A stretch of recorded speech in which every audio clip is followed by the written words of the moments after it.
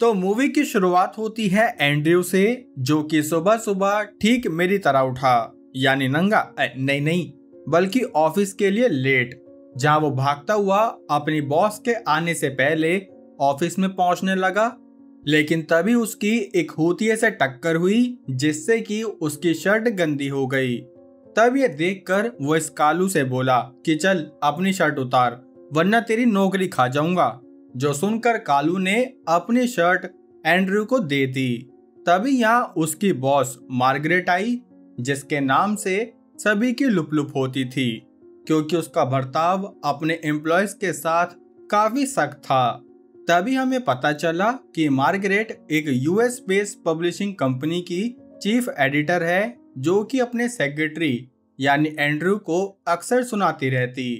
तभी वो उसे मार्केटिंग ऑफिस में लाई, जहां उसने इस बॉब को टेढ़ा फाड़ी में जॉब से निकाल दिया। लेकिन क्यों? क्योंकि बॉब की मार्केटिंग उतनी ही अच्छी थी जितनी दिल्ली की हवा। खैर, तब जैसे ही बॉब यहाँ से गया कि इतने में मार्गरेट को उसके बॉस ने अपने पास बुलाया, जहां उसने बताया कि मार्गरेट, तुम्हारा वीजा एक्सटेंशन रिजेक्ट हो चुका है, इसलिए तुम्हें वापस अपने देश कनाडा जाना होगा। तब ये सुनते ही उसके तोते उड़ गए कि हैं, मेरी नौकरी का क्या होगा? लेकिन जब वीजा ही एक्सपायर हो गया तो क्या कर सकते हैं ना दोस्तों। द एक्सप्लेनर्स कल्ट इंट्रोड्यूस करते हैं दी प्रपोजल। तो नाउ बैक टू स्टोरी, जहाँ इनके इस कलेश के बीच एंड्रयू आया, तो उसे देखकर मार्गरेट के 100 वाट के बल्ब भी जल गए। तभी वो अपने बॉस से बोली कि मैं कहीं नहीं जा रही, क्योंकि जल्दी ही मैं और मेरा बॉयफ्रेंड एंड्रयू शादी करने वाले हैं, जिससे कि मैं इस देश की परमानेंट नागरिक बन जाऊंगी। तब ये सुनकर बॉस ने बड़े जलते हुए मन से कहा कि ठीक है, फिर कर लो इस सेक्रेटरी से शादी। तब ये खबर पूरे ऑफिस में भी फैल गई, जहां सब एंड्रयू के मजे लेने लगे कि भाई तेरे तो अब लग गए। लेकिन अभी एंड्रयू, जिसके लिए ये काफी सरप्राइजिंग था, वो अकेले में मार्गरेट से बोला कि ये क्या बकैती है, जिस पर वो बोली कि तुम मेरे सेक्रेटरी हो ना, तो मेरी मदद नहीं करोगे।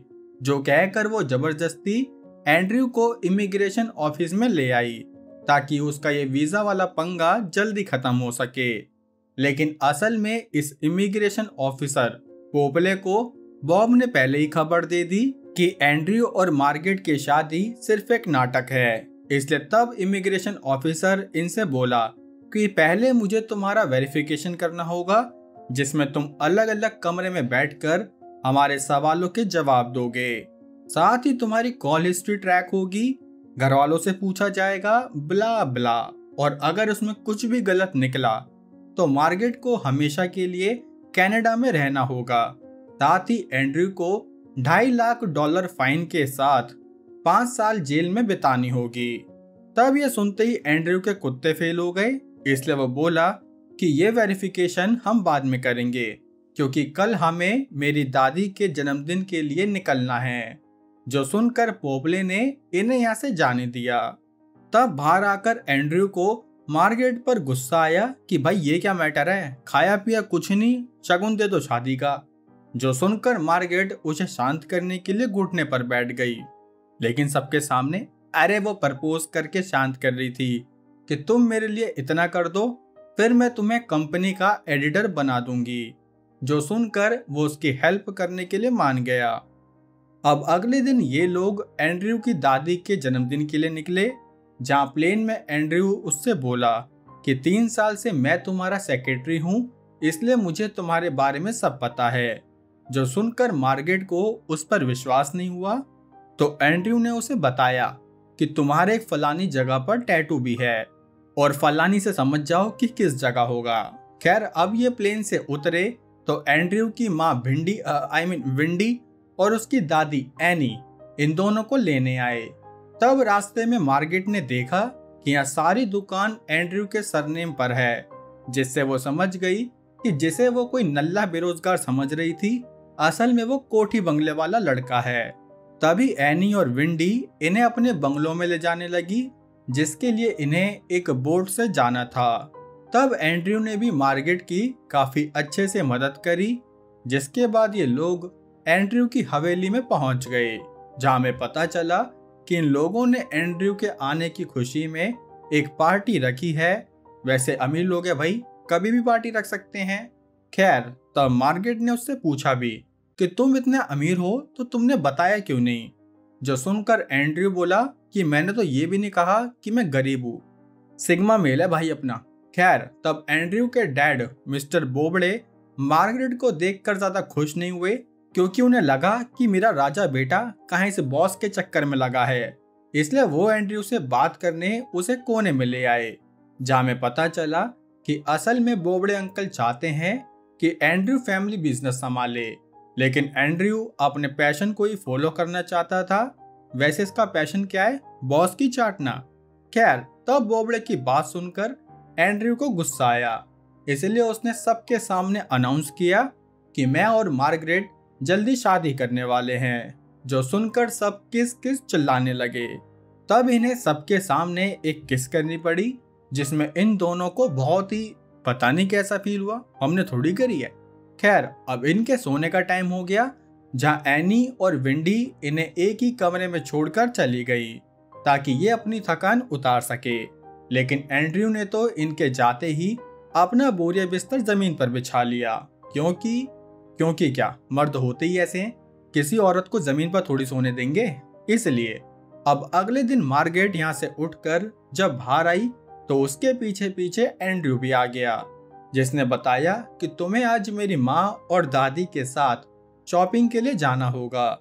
तब इन्होंने देखा कि वो दोनों इन्हें ही देख रही हैं, तो इसलिए एंड्रयू ने काफी कैजुअल तरीके से मार्गरेट को हग भी कर लिया। जिसके बाद वो यहाँ से अपने डैड के पास पहुंचा, जहाँ बोबड़े ने फिर से अपनी वही रट लगा दी कि बेटा फैमिली बिजनेस पर ध्यान दो, ये बोबड़ा जरूर बनिया होगा। जो भी हो, लेकिन अभी उसने इस बात से एंड्रयू को काफी गुस्सा दिला दिया। दूसरी तरफ ये घर वाले मार्गरेट को घुमाने एक बार में ले आए, जहाँ ये मीठा नंगा होकर नाच रहा था। तब इस गेम में इन्होंने मार्गरेट को भी ऐड कर दिया, जहाँ वो तो बेचारी इस दरियाई घोड़े से डर कर बाहर आ गई।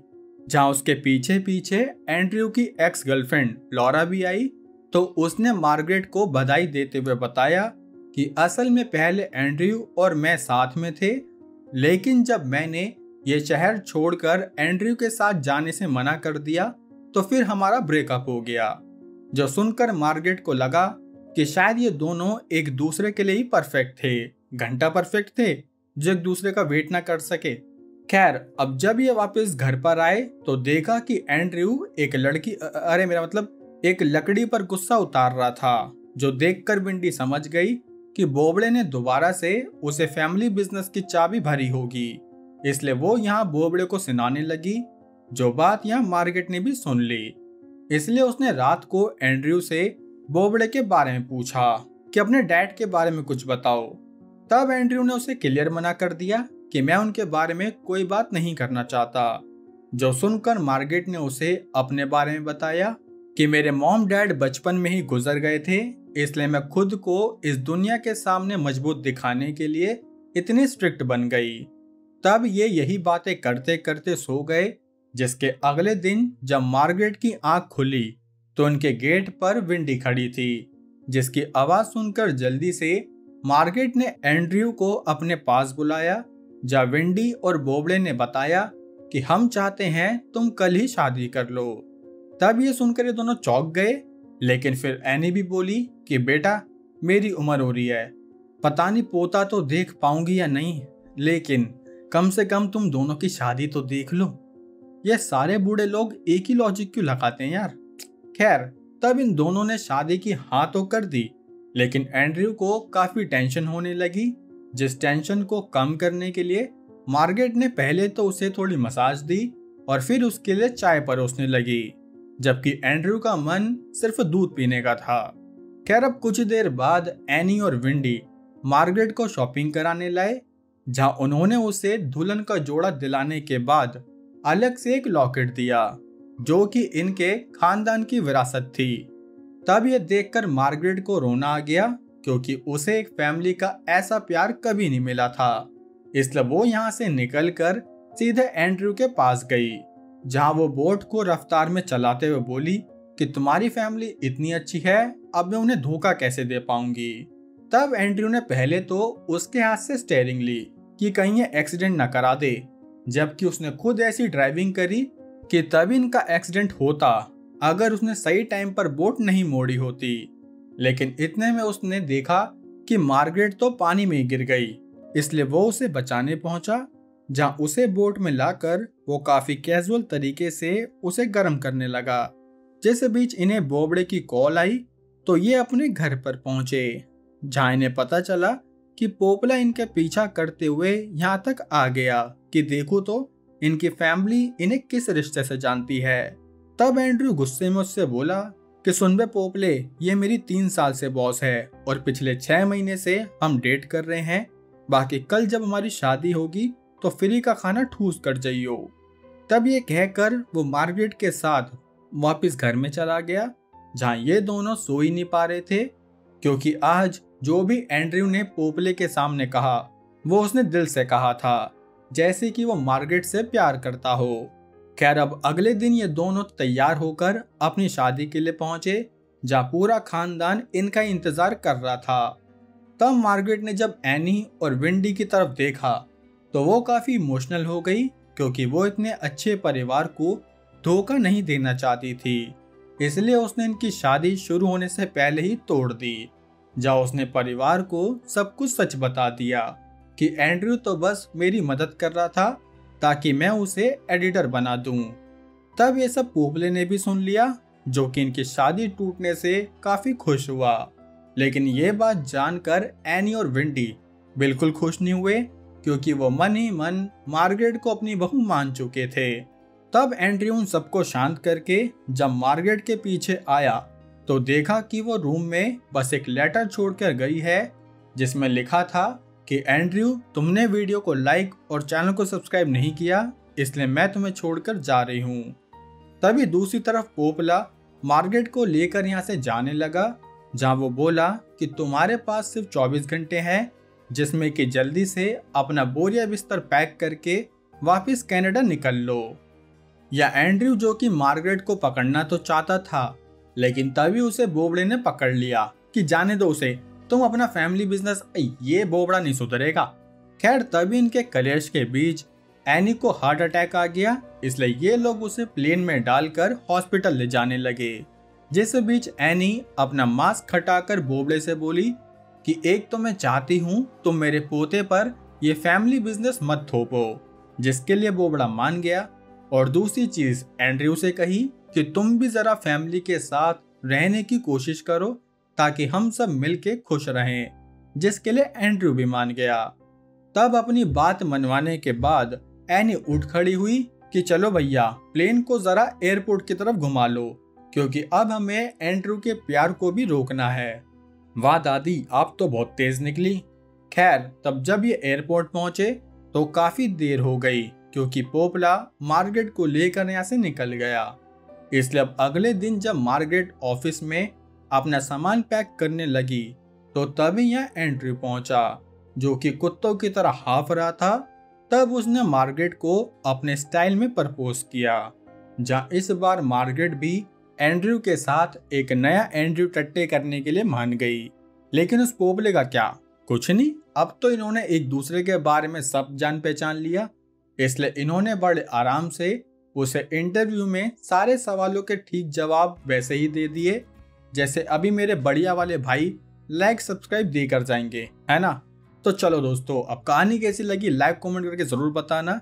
बाकी अब देख लेते हैं हमारे आज के शाउट आउट, जहाँ टीजी गेमर भाई कोई स्पेसिफिक मूवी की एक्सप्लेनेशन मांग रहे हैं। तो भाई, मैं ये स्पेसिफिक मूवी एक्सप्लेनेशन के लिए जल्दी कुछ अनाउंस करने वाला हूँ, तो डोंट वरी। दिव्यांशु भाई का कहना है कि 10th के बोर्ड चल रहे हैं तो मोटिवेशन मूवी लेकर आऊं। बात तो सही है भाई आपकी, लेकिन ये सवाल खैर जाने दो। डी के बॉस भाई, ये लो दिखा दिया आपका कमेंट, किसी से कोई भेदभाव नहीं है दोस्त। और गौतम भाई कह रहे हैं कि बोर्ड एग्जाम चल रहे हैं तो रेगुलर कंटेंट नहीं लाऊं। भाई, अगर मैं रेगुलर कंटेंट नहीं लाया ना तो ये मेरी ऑडियंस मेरे घर पर आ जाएगी कि भाई वीडियो डालो, इसलिए कंटेंट तो नहीं रुक पाएगा दोस्त। लेकिन आप सभी को all the best for the exam, और जो भी अपनी लाइफ में कर रहे हो उसके लिए। तो चलो अब इसी के साथ हम मिलते हैं हमारी अगली वीडियो में। बाकी तब तक के लिए जय हिंद।